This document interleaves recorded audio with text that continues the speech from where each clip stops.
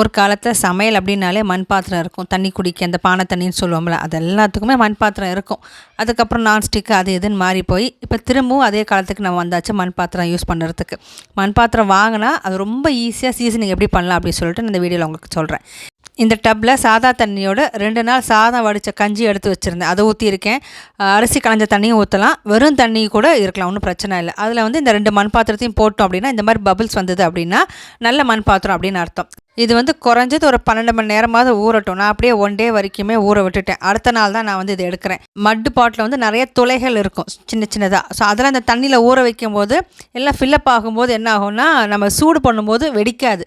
இல்லை டேரெக்டாக அப்படியே சும்மா நம்ம தேய்ச்சிட்டு அப்படியே சூடு பண்ணிட்டோம் அப்படின்னா பானை வந்து வெடிக்க வாய்ப்பு நிறையா இருக்குது. அப்படின்ட்டு தான் ஊற வைக்கிறது ஒரு நாள். இதுக்கப்புறம் கொஞ்சம் அரிசி மாவு இல்லைனா கடலை மாவு எடுத்துகிட்டு இந்த 2 பாட்டிலையும் வந்துட்டு தேய்ச்சி விட்டுட்டோம். பேசிக்காக இது எல்லாமே ஊற வைக்கிறது, இந்த மாதிரி அரிசி மாவு தேய்க்கிறது எல்லாமே வந்து பாட்டு க்ளீன் பண்ணுறதுக்கு, ப்ளஸ் அது வெடிக்காமல் இருக்க சமைக்க போகிறோம். இதுக்கப்புறம் சூடுபடுத்தும் போது அது உடையாமல் விரிசல் விடாமல் இருக்கிறதுக்கு தான் இத்தனை சீசனிங். அதே மாதிரி க்ளீனாகவும் இருக்கும் பாட்டு.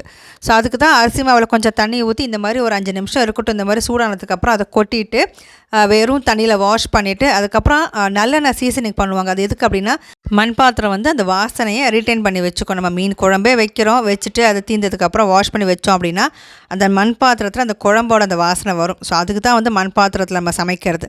நல்லா தொடச்சிட்டு நல்லெண்ணெயோ இல்லை தேங்காய் எண்ணெயோ இந்த ஃபுல் மண் பாத்திரத்துலேயும் வந்து அப்ளை பண்ணிவிட்டு வெயிலில் வந்துட்டு வச்சிடலாம். ஒரு 2 to 3 hours வெயில் அது இருக்கட்டும்.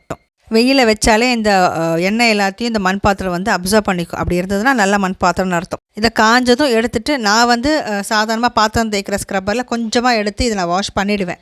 தேய்ச்சிட்டு அதுக்கப்புறம் தான் யூஸ் பண்ணுவேன். முதல்ல யூஸ் பண்ணும்போது அரிசியோ இல்லை தேங்காவோ லேசாக வறுத்துட்டு அப்புறம் ஆஸ் யூஷுவல் யூஸ் பண்ண ஆரம்பிச்சிடலாம். இவ்வளோ தான் சீசனிங்.